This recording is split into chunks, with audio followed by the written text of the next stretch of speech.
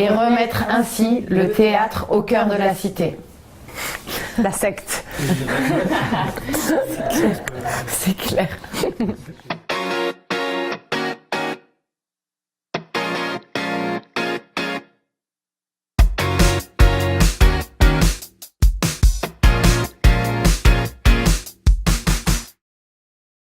Anna Pabst, comédienne. Nolwenn Ledot, comédienne. Zoé Ageslor, comédienne. Nous formons le collectif Le Bleu d'Armand. Moi, j'ai d'abord suivi une classe préparatoire littéraire avant d'intégrer le Conservatoire de Lyon. Moi, j'ai un master théâtre et j'étais comédienne dans la troupe de l'Université d'Avignon. Et moi, j'ai fait une licence d'art du spectacle et le Conservatoire de Besançon. À la fin de nos études, en 2010, nous avons fondé Le Bleu d'Armand, dont nous sommes les co-directrices. Nous avons répété tous nos spectacles au TNG, qui nous accueille régulièrement en résidence. Nous avons également répété au Subsistance, au TNP et aussi au Théâtre de Givors. Nous avons joué ici, au Théâtre des Clochards Célestes et aussi au Théâtre de la Renaissance.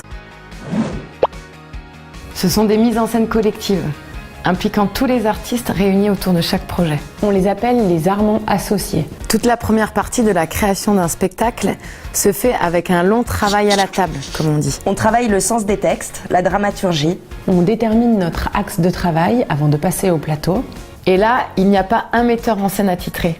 Nous sommes tous metteurs en scène. Depuis 2011, le Bleu d'Armand a créé « C'est dans l'ombre que le crocodile grossit le mieux ». Sous la forme d'une grande fable, c'est une adaptation du texte de l'auteur flamand Hugo Claus qui retrace la vie du roi des Belges, Léopold II, et la manière dont il a colonisé le Congo. Chienne de vie, Life is a Beach. Spectacle autour de la figure du bouc émissaire à partir d'un montage de différents textes contemporains. Le tout est joué dans une scénographie organique, 1800 litres de tourbe au sol. Quasiment en même temps, nous avons créé Pirogue. Un spectacle pour une fois mis en scène par l'auteur du texte, Jean-Yves Pic. C'est la confrontation de 3 hommes et 3 femmes qui descendent en pirogue le fleuve Niger. Et ça rame pas mal.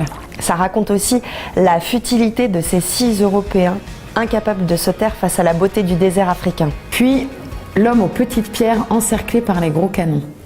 Une commande du Théâtre des Carmes d'Avignon, d'un texte d'André Benedetto, le fondateur du Festival Off d'Avignon, sur l'occupation israélienne en Palestine. Il y a un côté brechtien, des actes qui suivent une thématique, et à chaque acte, son chant final. Un tapis rouge, des codes costumes, des accessoires pailletés. Le bling-bling des paillettes face au bang-bang des armes.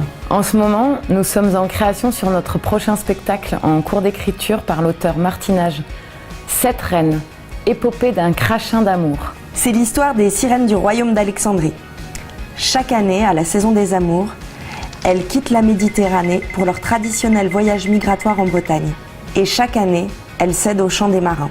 C'est la fin des vacances. La Zoé, dernière reine de la dynastie des femmes poissons, va mettre fin à ses jours, meurtrie par l'hiver breton et quittée par son amant marin. Ce qui pourrait définir au mieux notre travail, c'est un appétit de jouer, le plaisir des mots, raconter le monde, dire ses paradoxes et sa violence, dire sa beauté aussi, sa poésie. On souhaite créer une communauté de réflexion le temps de chaque représentation. Et remettre ainsi le théâtre au cœur de la cité.